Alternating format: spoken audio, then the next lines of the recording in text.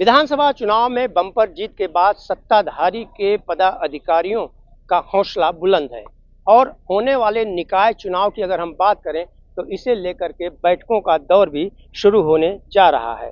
स्थानीय निकाय चुनाव की तैयारियां तेज कर दी गई हैं। बीजेपी ने 12 जनवरी को नासिक में राज्य स्तरीय बैठक बुलाई है, तो अजीत पवार की एनसीपी ने संभाजी नगर में 2 दिवसीय 18 और 19 जनवरी को बैठक बुलाई है।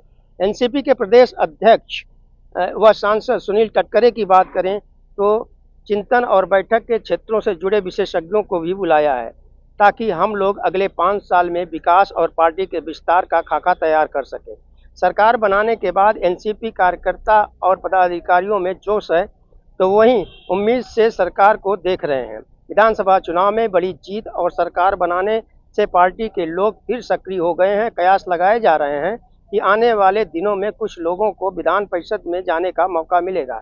साथ ही महाडा सिडको जैसे महामंडलों के अध्यक्ष, उपाध्यक्ष और सदस्यों की नियुक्ति भी होगी।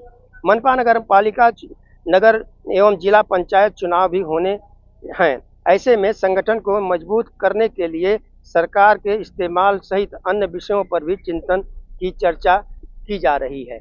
वहीं दूसरी तरफ अगर हम शरद पवार एनसीपी गुट की बात करें, जिसका कार्यालय आप देख रहे होंगे कि यहाँ पर इस समय बड़े पैमाने पर लोगों का हुजूम जो लगा रहता था वह नहीं है।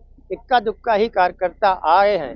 रही बात कि शरद पवार के बैनर लगे हुए हैं, पोस्टर्स लगे हुए हैं, झंडे लगे हुए हैं, लेकिन अगर देखा जाए तो निकाय चुनाव में क्या तैयारियां होनी चाहिए, खासतौर से महागठबंधन की बात करें तो वो देखने की बात होगी। ये भी बात कही जा रही है कि एनसीपी यानी कि शरद पवार गुट के जो नेता हैं, खासतौर से शरद पवार और सुप्रिया सुले की बात करें तो यह काफ़ी मंथन यहाँ पर चल रहा है, ताकि आने वाले निकाय चुनाव जो हैं उसमें बढ़ चढ़ के हिस्सा लिया जाए और जो पदाधिकारी हैं उन्हें जो है एक मंच पर लाया जा सके, ताकि जो चुनाव हो उसमें इनकी जीत हो। अब देखने की बात यह होगी कि महाविकास अघाड़ी की अगर हम बात करें तो उसमें जितने भी संगठन दल हैं, खासतौर से शिवसेना जो यूबीटी है और कांग्रेस है, तो और एनसीपी शरद पवार गुट के नेता एकजुट तो अभी हैं, लेकिन मुंबई महानगर पालिका के चुनाव को लेकर जो कयास लगाया जा रहा है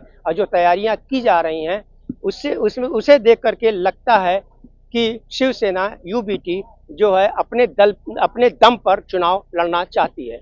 अब देखने की बात होगी कि क्या महागठबंधन में फूट होती है चुनाव को लेकर, निकाय चुनाव को लेकर, कि इसी तरह से चलता रहता है। यह बात अलग है कि अजीत पवार की मां की अगर बात करें तो पिछले दिनों उन्होंने एक मंदिर में जा करके और याचना प्रार्थना की भगवान से कि शरद पवार यानी चाचा और भतीजा एक मंच पर आ जाएं, यानी कि एक साथ आ जाएं। अब देखने की बात होगी कि क्या उस पर मुहर लग पाती है कि नहीं। ऑन टीवी न्यूज के लिए कैमरामैन अनिल शिंदे के साथ हरीश तिवारी।